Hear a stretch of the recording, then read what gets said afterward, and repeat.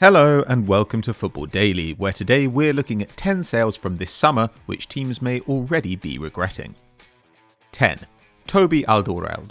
Tottenham's summer was all about prioritising the present over the future. They turned down £100 million for Harry Kane, upgraded the right-back slot and hired an experienced Premier League manager. But while those decisions suggest they want to compete now, they also destabilised their defence, allowing Toby Alderweireld to move to Qatar after 6 years and 243 games. It's not exactly a bad decision, especially as it helped fund Cristiano Ronaldo, but it does leave Nuno Espirito Santo with a group of centre-backs who are all either unreliable or unproven, and no outstanding distributor among them.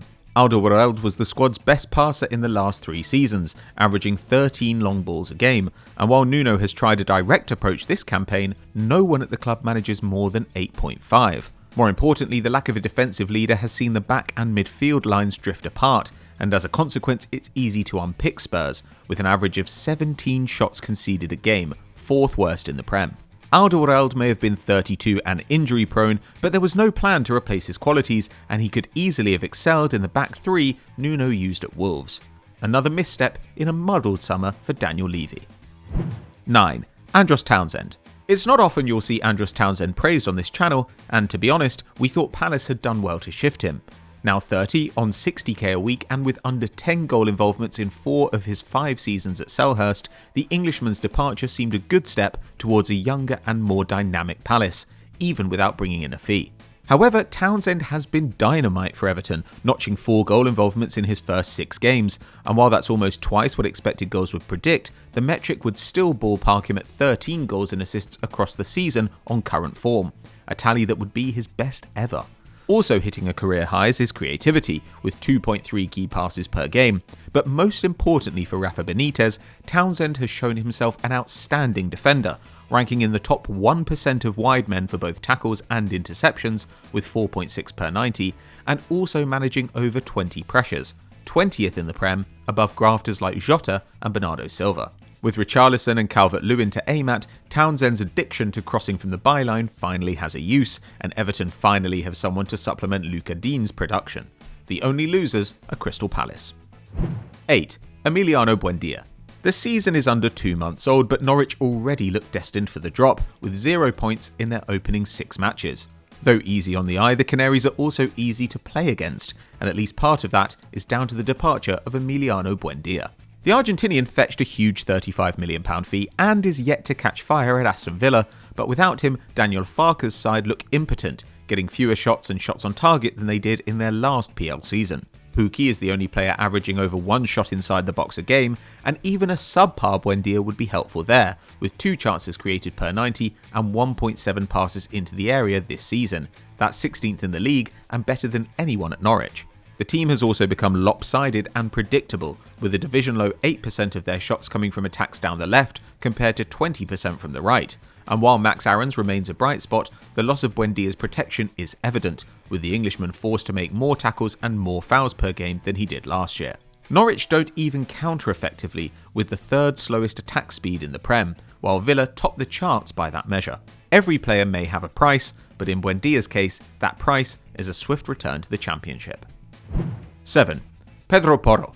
We're under no illusions that Pedro Poro would have played much for Man City this year, and the bigger loss at fullback might be Angelino, who officially left the Citizens for Leipzig this summer in an €18 million deal. But having agreed to loan Poro to Sporting CP, with a purchase clause set at a measly €8.5 million, City may have denied themselves a potential windfall down the road, with the Spanish right-back now capped by his country and linked with Real Madrid. That's no wonder given the 22-year-old's frightening form in Lisbon, following a season in which he won a domestic double and was named in Portugal's Team of the Year. Contributing 6 goals and missing only 4 games as Sporting won the league with a single defeat, Poro has somehow stepped it up this term, with 3 goals and assists in 3 starts, as well as world-class stats across the board, including 1.7 dribbles a game, 4 chances created, and 5 tackles and interceptions, all among the best in Europe in his position. Given all that, it's shocking that Man City sold him at a €3.5 million loss, and we're sure his next move will only compound the pain for Pep Guardiola. 6. Matteo Guendouzi. Everyone agrees that Matteo Guendouzi has plenty of talent, and he's still only 22, so the fact that Arsenal sold him to Marseille for just £10 million this summer says everything about his attitude. Inconsistent, entitled and petulant, the Frenchman needs a coach who both loves and controls him, but the early signs are that Jorge Sampaoli may have already found the winning blend. At the time of writing, Guendouzi has played 80% of minutes this campaign, producing a goal and assist in 5 starts, and his passing continues to develop, with only 5 players in France managing more progressive passes per game than his 7. Playing between midfield and attack in a 3-2-4-1, the youngster has adapted quickly to his unconventional role, and while he's defending and dribbling less than before, his attacking abilities are improving by the week, with 1.8 shots and 1.4 key passes per 90, both double his previous best. Now the youngest side in Ligue 1, Marseille are playing exciting football and investing minutes in the future of the club. He may have earned headlines for sowing discord at Arsenal, but Guendouzi is the man holding the team together in the south of France. 5. Felipe Anderson. West Ham have started the season well, sitting 7th after 6 games and outscoring everyone but Liverpool, but the Irons could still have regrets over their summer business. To date, only Burnley have used fewer players than the Hammers' 18, and while their first 11 is strong and well balanced, the Europa League will test their depth, making the choice to move on Fabian Balbuena and Felipe Anderson all the more puzzling. 28-year-old Anderson returned to Lazio for £2.7 million, 3 years after leaving them for £34 million, and so far this term has missed just half an hour of play, producing 2 goals and 2 assists in 6 games. Always a hard worker, his pressing and defensive stats rank among the top 10% of attackers, winning the ball as often as Declan Rice, and though he played just 7 league games in the whole of last year, he doesn't seem to have lost any sharpness, with 2.7 dribbles per 90, 1.8 key passes and 2 passes into the box, good enough to rank in the top 3 for each metric at the London Stadium. Whether you like him or not, Anderson can cover multiple positions and is surely good enough to have helped West Ham through a congested and competitive season. In our opinion, that's worth more than £3 million. 4. Leon Bailey. Leverkusen may be riding high at the time of writing, soaring to 2nd in the Bundesliga table, but the West German outfit shouldn't open the champagne just yet. So far they've netted 16 goals from just 8.8 xg, and while their actual goal difference is already +9, FBref's numbers suggest it should only be +1, placing them 10th in the division.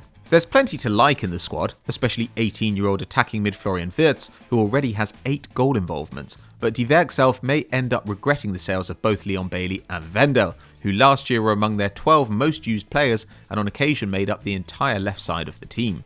Bailey in particular had played himself back into form, leading the club with 17 Bully goals and assists, as well as ranking first for shots, dribbles and key passes, with the result that the team gets fewer attempts on goal than it did last season and is more reliant on Schick and Wirtz, who take half of Leverkusen's shots between them.